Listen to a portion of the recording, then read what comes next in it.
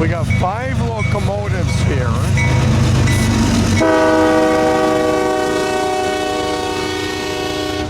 In Folkston, Georgia.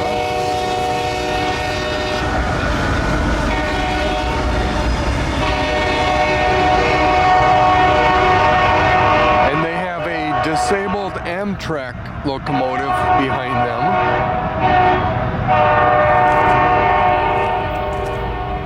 They came up with a full train and unhooked the locomotives.